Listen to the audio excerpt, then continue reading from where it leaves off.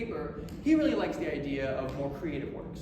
And I said, perfect, I love doing creative works. I love doing something different, and I love doing something a little bit weird. And I hope you all can tell that I'm doing something a little bit weird, considering the fact that there's 3 other people on this stage, but we'll get to them in a second. So, when I was thinking about doing this, I decided that I wanted to do something obviously reflective of my specializations in humanities, which are religion and philosophy. And I wanted to do something that was specifically on why I like studying religion and philosophy. And I thought about, why do I like studying that stuff? And it's because I find it fun, and it makes me ask questions. Specifically, that started when I was in the musical Jesus Christ Superstar and the musical Godspell, because I had a whole lot of fun with that, and made me start asking a whole lot of questions. So, I wrote a play. I wrote a play called Judas, I Love You. And the play is specifically an exploration of things that aren't really normally touched upon in most Christian belief systems and most Christian conversations. And that's a fair point, but I wanted to go against it. And that point is that when you're talking about the life of Jesus, you really focus just on Jesus, which, makes sense. He's the Son of God. He's really what the book's about. But that leaves so many other characters who don't get a chance to explore who they are, why they're there, and what they're doing. And I thought it was about time that they got a chance to shine as well. So, the play is a 4-person play, and it is specifically focused around 4 characters: Jesus, Judas, Mary, and Peter. And in this, I wanted to specifically delve into the other 3 characters that are not Jesus that I mentioned. But when you look through the Bible, there's not too much characterizations on them. There's the things we know about them. There's, Mary Magdalene was a prostitute. Judas betrayed Jesus. Peter betrayed Jesus 3 times. But looking through it, there's not that much that you can actually go off of. So, I tried to go get the accounts from them themselves. Now, I don't know if you know this, but Judas is dead, so he wasn't very talkative. But instead, I went for his account. Because while we do have the books in the Bible that are canon, we also have the Gnostic Gospels, which are books that are non-canonical in the Bible. And in those Gospels, we have the Gospel of Iscariot for Judas, the Gospel of Magdalene for Mary, and the Gospel of Peter. And so I read those. Now, those are very interesting Gospels, to say the least, including Judas going into demonology, which was not something I expected, but nonetheless, it was a good character piece. It let me build out and flesh out these characters. And so, I want to go and introduce you all to these characters. So, we have Tommy Anderson, who's here, who's going to be doing part of this read-through as Judas. We have Juliet Burdick, who's going to be doing part of this read-through as Mary Magdalene. We have Matthew Freedom, who's going to be doing part of this read-through as Simon Peter. And we have me, who's going to be doing, of course, both the narration and Jesus. So, without further ado, let's begin the show.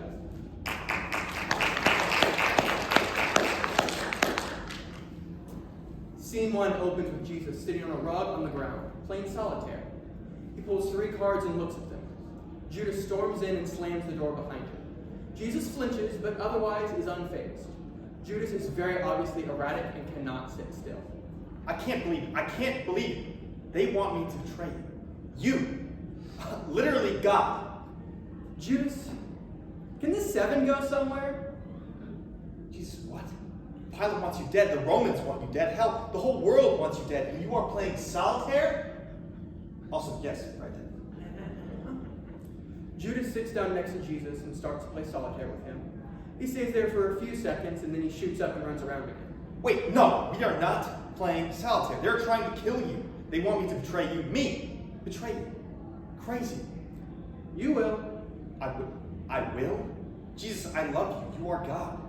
You are my God. How can I betray you? I can never betray you. Jesus, I love you. I know. That is why you will. I need you to. You need me to. You're the Son of God. You are God. You don't have to do this. You don't have to do anything you don't want to. And don't give me any of that God's plan bullshit. You are God. Replan. Judas. No, don't Judas me. You are him. Tell him your plan is stupid. Judas, are Mary and Peter still outside? Yes, my God and the rest, but I don't see what... Jesus shoots up from where he was and grabs Judas by his shoulders. He shouts and his voice cracks. Judas! This is not my plan. I don't want this. I never have. But God says it's my time to come back. That it is my time to go. I do not want to leave yet. I don't want to leave you. Then don't. You are fully man and fully God. Be God. Exactly. I am fully man. I am a man. And I am not strong enough to go my own way. You are Judas. No, I can't. I won't. I am just Judas Iscariot, one of your most loyal disciples, treasurer of the 12. I am nothing without you, my Lord. Get Peter to do it. He jumps in every word. Or Mary, she knows how to listen to commands, but not me, my Lord, not me. It has to be you, Peter. It has to be you. Peter is not strong enough, and Mary won't be trusted. You are the only one who can do this for me. I need you. You are not just Judas Iscariot. You are Judas Iscariot. And you're the only one who I know can do this for me, Judas. You're mine. Mine. The stage is still as Jesus locks eyes with Judas. After a beat, Jesus grabs Judas' head, pulls him in, and kisses him. It is done. My Lord, you knew. I am 100% God. But Jesus, I've just betrayed you. You will die because of me. But Judas, you are now free. Jesus looks at the solitaire deck and kneels down. He grabs the ace of spades and hands it to Judas. The ace of spades. You can go your own way. Jesus walks off the stage and gets to the door. Always know that I love you, Judas.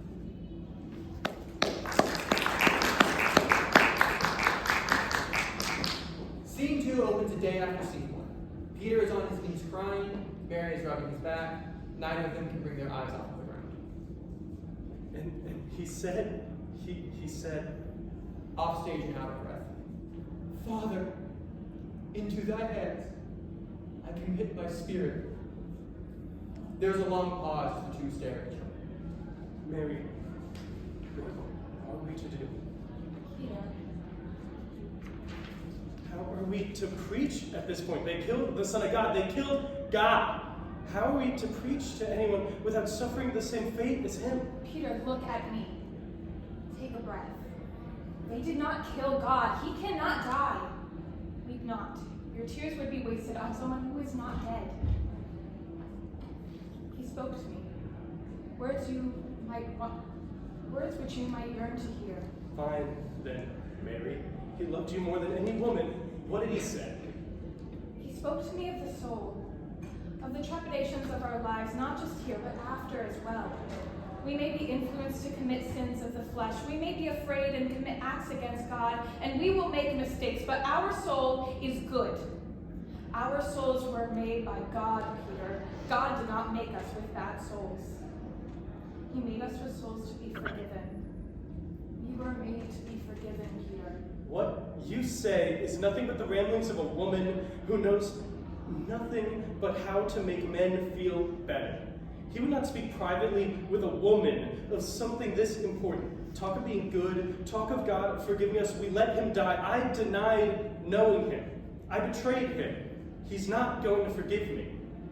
My brother, Peter, do you truly think I am lying about our Savior? You said yourself he loved me more than any woman. He loved me, Peter. He loved us all. He shared moments where he told us all something the others don't know. That's what makes him man. I apologize. I've always been hot-tempered. Peter, I forgive you. A moment passes as the two look at each other. Peter cannot keep their eye contact and looks at the floor, where he sees the solitaire game still in progress. He was playing solitaire. His last moments, and he was playing a card game. He almost won, too. He left out 2 cards. Peter bends down and picks up 2 cards that were face down. He looks at them while Mary looks like she is intensely thinking about something. King of clubs and Queen of hearts. These are pretty important pieces of the deck. Strange that Jesus would play with just 50. 49. Another card is missing. Mary takes the Queen of Hearts from Peter. Peter, you asked me what are we to do. It's simple. What Jesus asked. We need to preach.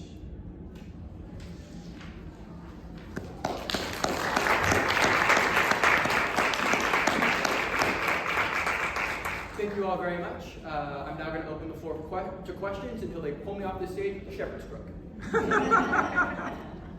If you have any questions. I have a question.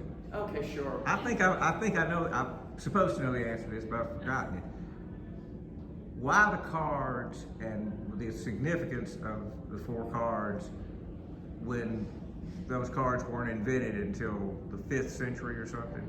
14th century. 14th century. But yes, that was an anachronism I put in there on purpose. The cards, and specifically the game of solitaire, is supposed to symbolize that Jesus is dealing with a problem solely that he has to deal with. That it's something that someone could come in and help him play a card, help him make a decision on where something goes.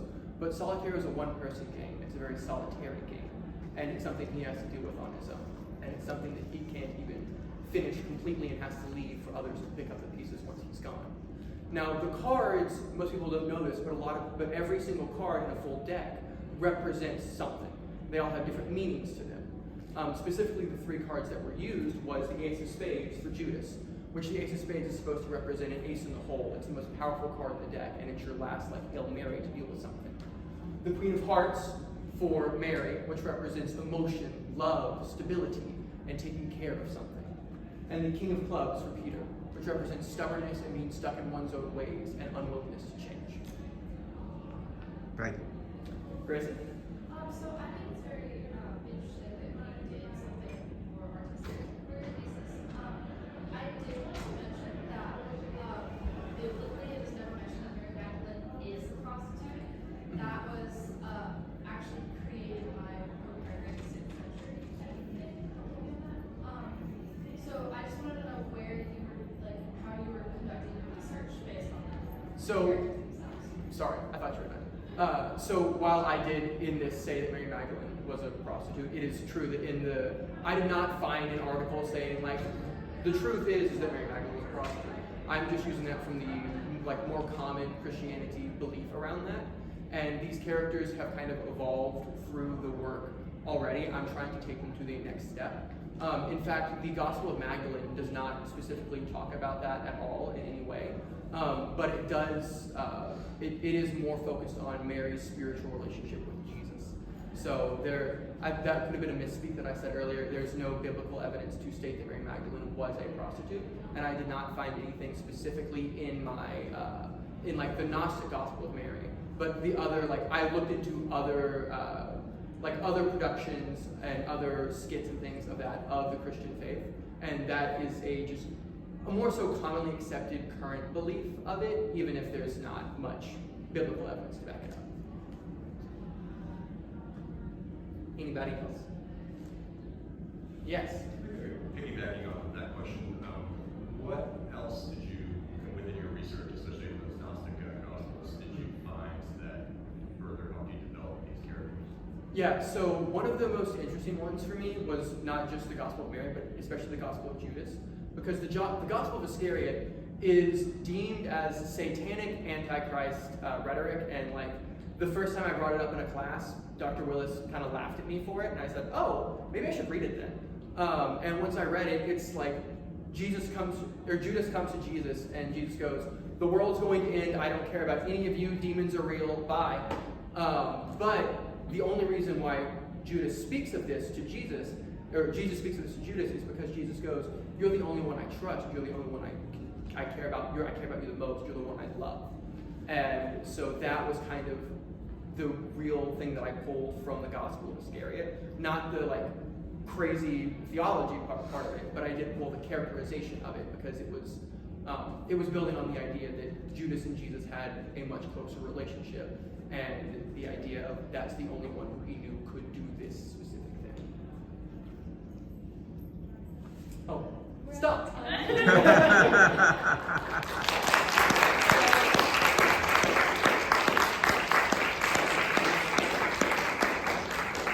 you all very much for attending. Hope you have a great rest of your day. Woo! Can the four of us take a picture up here?